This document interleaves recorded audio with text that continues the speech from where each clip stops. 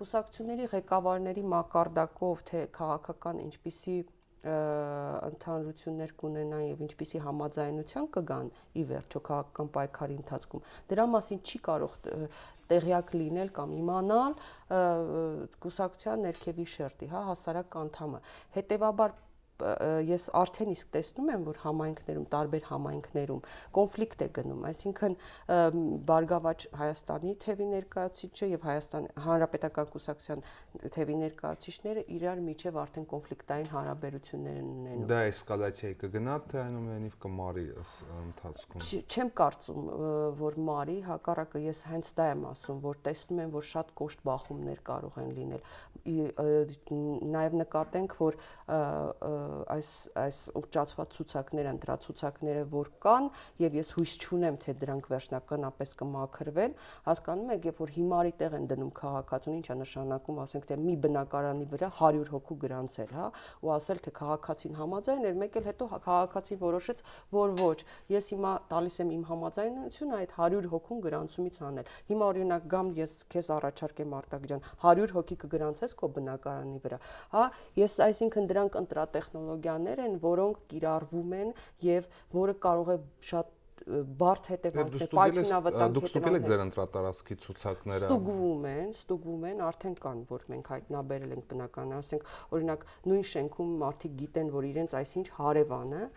գտնվում է հանրապետությունից դրսում, այսինքն հանրապետությունում չի գտնվում եւ իր տան վրա արդեն գրանցվածներ կան։ Այդ մարդու բնականի վրա գրանցված ոստիկանություն հանել է տալիս։ Այո, արդեն հավաքագրվում են այդ ինֆորմացիաները։ Իսկ ո՞նց են արձագանքում ոստիկանությանը։ Դե ոստիկանության արձագանքը օրինակ այս 100 գրանցվածների հետ կապված շատ ծիծաղելի էր։ Այսինքն մարդը, այո, հայտնաբերվել էր, որ մարդը թույլ է տվել։ Հիմա մարդը խնդրում է այդ բնակիչը, բնականի բնակիչ, ասում է այդ 100 հոգուն հանեք գրանցումից։ Նախ հարց է ծագում, չէ՞, ով է թույլ տվել 100 հոգի գրանցվել եւ ինչ նպատակով։ Նույնիսկ հիմա շատ է խոսվում, որ ջավախահայեր են բերվում եւ գրանցվում եւ կամ կրկնակի անձնագրեր են տվում։ Ես կարծում եմ, այս իմաստով ընդդիմությունն էլ այլևս չի լռելու։ Շատ դուրս է գալու փողոց, այդ ընդդիմադիր ընդրացանկվածը դուրս է գալու փողոց եւ անկանխատեսելի հետևանքներ են լինելու։ Ճիշտ է, իշխանությունները այլևս ворթեգրել են քաղաքակիրթ մեթոդները ընտրակեղծիքների, բայց միևնույն է, ընդդիմությունները հետևողական լինելու եւ դիտորդական կազմակերպություն եւ հասարակությունը արդեն հասկանում է այդ ամեն ինչը։ Մեկ անգամ դուք ասել եք, որ այս ընտրությունները արտակուստ կլինեն շատ ավելի խաղաղ եւ այո, այսպես ասած ավելի մաքուր։ Այո, չակերտավոր մաքուր, հա, այսպես ասենք, որովհետեւ դարձյալ կրկնում եմ քաղաքակիրթ սպիտակ ձեռնոցներով տեխնոլոգիաներին արդեն մերոնք էլ են սովորել եւ քվեատուփ չեն գողանա վստահված անձ չեն ծեծի, կռիվ չի լինի, չեն ծեծի, որովհետեւ նախորդ ընտրություններից այլևս հասկացան, թե ինչ ծանր հետևանքներ կարող է ունենալ այդ ընտրակեղծիքները ընտրությունների գնահատելու տեսանկյունից միջազգային կազմակերպությունների կողմից շատ կարեւոր է, թե ինչպեսի գնահատական կտան միջազգային հանրություն։ Եթե խոսենք համամասնական ցուցակների մասին, ըստ էության մենք ունենք իրավիճակ, երբ մենք գոնե արտակուստ կա 3+3 ձևաչափը, երբ իշխանությունը ներկայացնում է 3 խոշոր կուսակցություն, ԲՀԿ, Օրինաց երկիր եւ Հանրապետական։ Եվ ընդդիմության մենյուն էլ մոտապես եռյակից է բաղկացած՝ Ժառանգություն, ՀԱԿ եւ ՀՅԴ։ Սա հեշտացնում է ընտրողի գործը, տարանջատել քաղաքական կուսակցություններին, թե ճիշտ հակառակը մասնատում է ձայները։ Մի կողմից տպավորություն կա, որ մարդը ընտրելու հնարավորություն ունի, հա, որովհետև առաջարկները շատ են, առատ են, հա, բայց մյուս կողմից մեծ հաշվով քաղաքացին շատ քիչ այլ ընտրանքի հնարավորություն գրեթե չունի։ Ես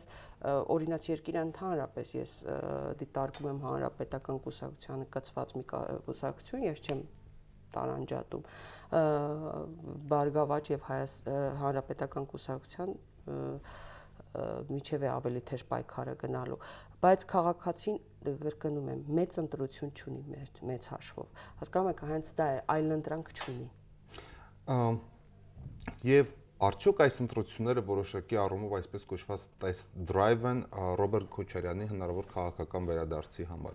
Մի կողմից դիտորդները գրում են, որ ԲՀԿ-ն դա այսպես ասած ներկայացնում է Քոչարյանը եւ նրա կառավարության ամենաերկարակյաց նախարարներից մեկը քաղաքական նախարարներից մեկը Վարդան Օսկանյանը հենց այդ պատճառով է ԲՀԿ-ի ցուցակում, մյուս կողմից նույն ԲՀԿ-ում հայտարարում են, որ Քոչարյանին վաղուց չեն տեսել իրենց մոտ եւ որևէ կապ չկա նրանց միջեւ։ Ձեր կարծիքով ընդհանրապես արդյոք չափազանցված է Քոչարյանի դերակատարումը ԲՀԿ-ի եւ այս քաղաքական ընտրությունները նրա քաղաքական վերադարձով պայմանավորելով, թե ճիշտ հակառակը, ինչպես ասում են, ծուխն առանց կրակի չի լինում։ Այսինքն Բարգավաճ Հայաստանի հետևում տեսնում եմ Քոչարյանին, թե չէ։ Իհարկե տեսնում եմ, այսինքն պատահական չէ նաև Վարդան Օսկանյանի մուտքը այդ կուսակցություն, բայց նաև այսինքն միայն դրանով պայմանավորել չեմ կարծում, որովհետև Վարդան Օսկանյանը ի վերջո եղել է արտգործնախարար եւ ինքը ի վերջո պետք է իր քաղաքական դաշտում իր հետագա անելիքը հստակեցներ եւ ինքը դրա պատասխանը տվել է, դա իր որոշումն է։ Ես հնարավոր տեսնում եմ, որ Բարգավաճ Հայաստանի միջոցով Ռոբերտ Քոչարյանը կցանկանա իսկապես վերադառնալ քաղաքականություն։ Դժվար է ասել քաղաքականությունից դուրս է թե չէ, դա էլ դժվար է ասել, որովհետև ժամանակ առ ժամանակ հանդես է գալիս հայտարարություններով եւ մամուլում ես կարդացի, որ առաջիկայում դարձյալ խորհրդարանական ընտրություններից առաջ Ռոբերտ Քոչարյանը պետք է ելույթ ունենա։ Եվ արդեն վերադառնով մեր, այսպես ասած, մասնագիտական համբերությանը, եթե նախկինում դուք լրագրողների հետ շփվել եք որպես գոլեգաների, բոլորին գիտեք, այս ընթերցից, այս ընկեր է, այս գործընկեր է, սա հիմա արդեն շփվում եք ի պաշտոն է։ Մենք քիչ առաջ զրուցում էինք ձայնագրությունից առաջ այն մասին, թե ինչպիսին է մասնագիտական լրագրողական դաշտի որակը, ըստ ձեզ ինչպիսին է այն։ Այ, դժվար է ասել, որովհետև ես չեմ ուզում բոլորի մասին ասել, բայց այնպես է ստացվել, որ ինքս հիմա շփվում եմ որպես մարդ, որը նաև հարցազրույցներ է տալիս եւ տեսնում եմ որակական շատ մեծ փոփոխություն, անկումային փոփոխություն, որովհետեւ ինչպես բոլոր ոլորտներում իհարկե կան այդ խնդիրները, մամուլում եւս, այսինքն ոչ պրոֆեսիոնալ մարդկանց մուտք մամուլ, որը ինքս օրինակ այս ընթացքում բաց եմ բոլոր լրատվամիջոցների առջև, հասկանալով, որ լրագրողի համար շատ կարևոր է օպերատիվությունը հայ ինֆորմացիայի մատուցման, բայց ինքս տեսնում եմ, թե որքան անկում է ապրել որակի առումով լրագրությունը։ Իդեպ լրագրողական դաշտը կամ մեդիա դաշտը այս ընթացքում ավելի կբևեռանա իր քաղաքական նախապատվությունների շրջանում, թե ոչ։ Օրինակ 168 ժամ այդ առումով շատ հետաքրքիր ֆենոմեն էր։ Այն մասով, որ թվում էր, թե հանդուրժող է իշխանության նկատմամբ, բայց նաև հանդուրժող էր ընդդիմության նկատմամբ, եւ եթե գալիս էր քննադատում էր եւ ընդդիմությանը եւ իշխանությանը։ Ինքը ինչը մի քիչ մեր իրականության համար տարօրինակ ֆորմատ է, որտեղ մեր մոտ կամ պետք է լինես կարմիր, սև կամ սպիտակ, դու չես կարող լինել ուրիշ գույն։ Արտակյան դրա համար եմ ասում, այսինքն մեզ համար կարևորը մենք երբեք կուսակցության, որևէ կուսակցության շահեր չենք ներկայացրել 168 ժամում եւ միշտ եղել է քաղաքացու կողքին։ 168 ժամ օրինակ եղել է գիտնականների կողքին, երբ որ նրանք դիմում էին կառավարության իշխանություններին ֆինանսավորումը ավելացնելու նպատակով եւ ինքս որպես падգամավորության տեխնացու այդ հարցը դարձյալ բարձրաձայնելու եմ եւ իմ պատգամավոր ընտրվելու դեպքում այդ մասին խոսելու եմ, որ այո, ես ուզում եմ լինել ապրել այնպիսի երկրում, որտեղ երիտասարդը, քո սերնդակից, իմ սերնդակիցը եւ եկող սերունդը, որպեսզի ինքը ուզենա, ոչ թե գիտեք ինչ հիմա, որպեսզի ինքը ուզենա ապրել եւ հաջողության հասնել այս երկրում, որպեսզի չլքի այս երկիրը։ Սա ես իսկապես այս նախաձեռնությանը միանալու եմ եւ 168 ժամը միացել է այս նախաձեռնությանը։ Այնպես է ստացվել, որ երիտասարդը, եթե ինքը որևէ կուսակցության անդամ չէ, կրծքանշան չի կրում, ինքը չի կարող դառնալ, չի կարող հաջողության հասնել այս երկրում եւ Հայաստանում կմնան, ասենք, հայոց արծիվները, Հաչիկ Ասրյանները, հասկանում եք, ես ուզում եմ ապրել այնպիսի երկրում եւ մասնակցելու եմ ակտիվորեն գիտության ոլորտին վերաբերող, գիտության կրթության ոլորտին վերաբերող բոլոր նախաձեռնություններին, որպիսի երիտասարդը գիտնականը երիտասարդը ցանկանա գիտությամբ զբաղվել եւ ուզենա այս երկրում աշխատել, հաջողության հասնել։ Հասկանում եք, ես իսկապես